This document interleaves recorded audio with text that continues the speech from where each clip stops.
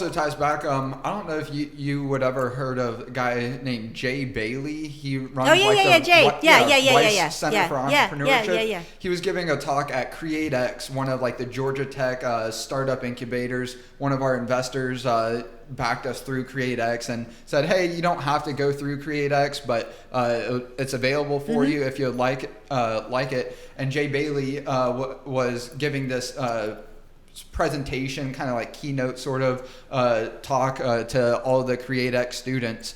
And most of them Georgia Tech engineers, and then he's asking, what's everyone's idea of success? And every single other answer was a house or financial freedom, like some like kind of material tangible. And to me, I was the only one, because I'm so great, right? No, my idea is everyone in this room is a drone operator, and I didn't maybe word it exactly that way, but it's like in the same way that we're all car operators, computer operators today. That's to me success, is everyone is waking up on a daily basis or a near daily basis, and they're using a drone to get their goods from the local store. And like to me that was, and to him that was like, aha, that's what I was trying to get at, right? Is what is your why, kind of, so to speak? What's going to like get you up every day and you're going to work towards that? And I've heard it, David Blaine kind of word it kind of similarly, but his mom gave him advice. Only do what you would do for $1. So if that means someone would offer you $10 million for it, but you wouldn't do it for $1, then don't do it. And, vice versa as well. And I think that, goes hand in hand with a lot of what you were saying. And I've fallen into the trap, probably like everyone has to some degree. And that's how we worked together quite a bit at the start at that studio that you came. I was blinded by the money, because it's like, all right, I want to build this drone company with media services as a component to it. And this isn't exactly the path that I was thinking to get to that spot. But hey, this is going to start bringing in money, which of course we need. And it's really a distraction, as much as it was like on paper, this is the right move to do in your heart of heart. And I don't know, did you have that same sort of feeling when you were like, hey, this may be like a better path if I want to like go get money to like start a school? But how much of it was you kind of self-reflecting versus your mentor that you're talking about saying, hey, well, if you want to start a school, you don't even have to do this to begin with? And quite frankly, I mean, came to the conclusion myself, but it would have been great to have someone like you had in your life, like, hey, Jacob, is this what you really want to do? Yes, it's bringing in money right now, but is that really going to get you to like everyone using a drone on a daily basis? I think that might be one of my spiritual gifts, is that I have clear vision. I can see, I can look at the goal and work backwards, if that's the path I'm supposed to be on. Which is the weirdest thing. I could say I want to do this, and then it never happens. And so there's been some things in my life that I have tried at that never happened, and so I just know, okay, that's not my path. I'm not a failure. Just wasn't my path. But I think that. What was your question again? Yeah, it was kind of very compounded. But like, what was like your gut feeling versus like you being mentored? Oh, yes. Oh yeah, no. You. I am a cowgirl. I get out there and I will get an idea. It's just that is how I'm wired. That's the creativity in me, right?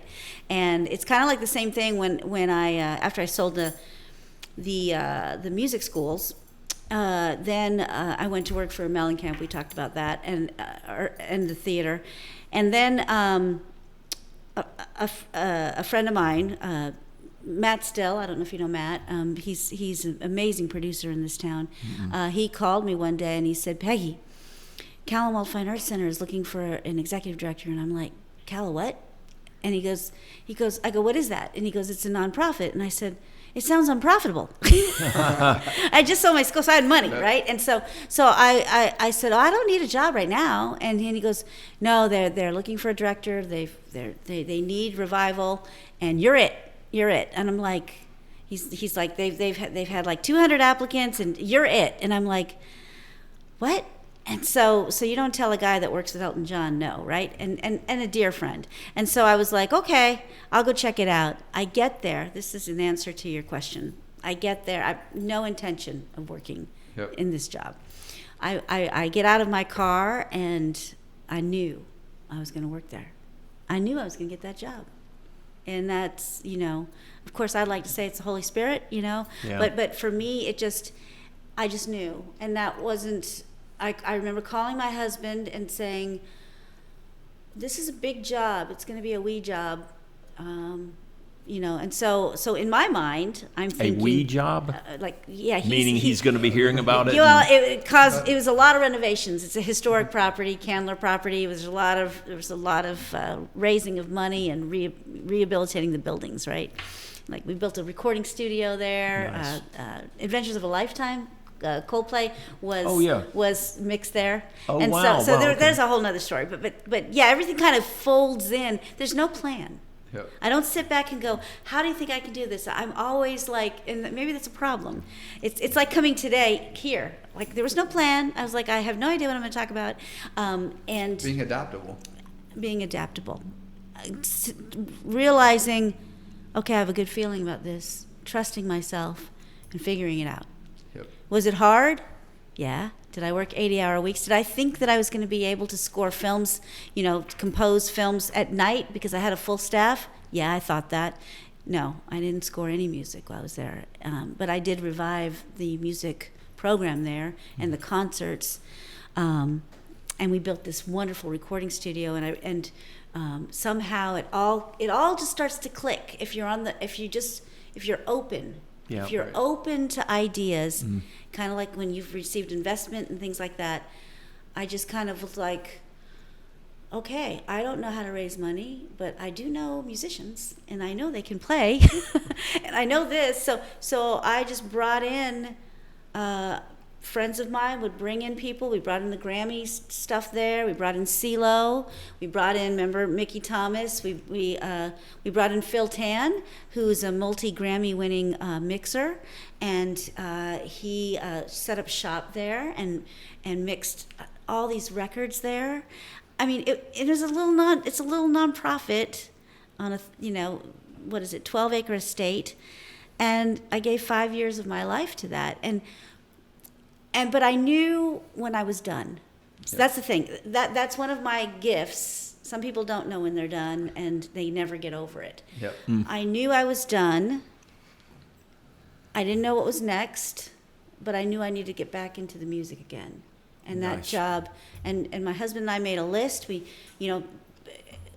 I gave it my all. We accomplished in 5 years what they asked us to do in 10. Wow. And it was glorious. We brought in John Driscoll Hopkins of the Zac Brown Band. We brought in Joe Granston's band every year to do our big galas. We lit the whole place with lights at Christmas time. It was like Camelot. It was amazing. I think it was bigger than the neighbors wanted, but that's what they asked me to do. And so I brought Hollywood, so to speak. I brought the music business, and it was amazing experience. But what it gave me in return is a new career. I didn't want to get on the stage anymore, but I do like money. I do like to live in a nice house and have cars, and I don't want to be poor. I've always said, people would say, why do you have a music school? I said, well, not only did I feel like it was something I should do, I didn't want to be poor. Yeah. Right. And so it gave me an outlet as the executive director of Callamore Fine Arts Center. I was like, well, I'm going to become a consultant then. And what part of all of this, nearly 29 years of running things, what part of this did I love the most? Not so much the operations, not so much the HR, not so much the accounting, not so much what? the Those are what? No. hiring and the managing. It was the revenue generation. I loved generating creative ideas that brought in money, whether it was fundraising or revenue generation in a business. So I was like, okay, I'm a fundraiser. That's because I had been doing it, but I never had the title. I had big boss title, right? So at that point, I said I'm going to raise money, and so that's when that leads us back to the very first question Heritage of how I Sandy ended up at Springs. Heritage. So after I did that, I worked at Fort Mac, Women in Technology, all these different places, and then landed at Habitat for Humanity, and that had my heart. So I stayed there for 4 years and raised a whole lot of money for them. And it wasn't hard. It's a great organization. Yeah. It sells itself. I need to join. I need to do some of that, and I've been saying I'm going to start doing some Habitat for working. You should. I really. We've done I some. need You meet to. some great people. Yeah. Y'all have. Yeah, we actually one of the ladies that was working with us at my studio, we met with at one of the Habitat Yeah. for Humanity builds. It's a good we went cause. out and I think. It's joined. It really. So I basically at that point, my life is 3-tiered. I guess not tiered, but it's got 3 different buckets, and that's something else I do. I call it boxing. I put things in boxes. When things are so stressful, I just put it in a box and stick it on the shelf till I can get to it. But I make sure I still file and know where everything is in the shelf, right? But and so when I was at Habitat, I got recruited by Perscolis. And, in between when I went to Georgia State, in between there and I had an opportunity to get my MBA finally, so that was helpful. It has been helpful. So education is good. And so I wouldn't know. but it doesn't mean you're going to be Yeah. successful or happy, right? Right. So it's really still the creativity and the work ethic is more important. But Perscolis called me like in February. I had never heard of Perscolis, and that's I'll give a nice little plug for them. It's an organization that started in New York. They've been around for 30 years. Now they have 24 campuses throughout the country. And I raise money for the campus in Atlanta and Orlando. And so it's tech training. So for those who, we call it, for those who earn 80% or less area median income, which means low income, they don't pay. So if you have a friend who not going to go to college, who doesn't want to go to college, who can't go to college, who can't do that, or maybe wants to go to college later, they can get into tech within 12 to 15 weeks. They can do the program. It cost us about $10,000 to $14,000 per person that we raise the money for. They come in, it's a boot camp, and then they're working in cybersecurity or whatever. And so it's a marvelous mission. Perscolis has trained over 30,000 learners Wow. in this country.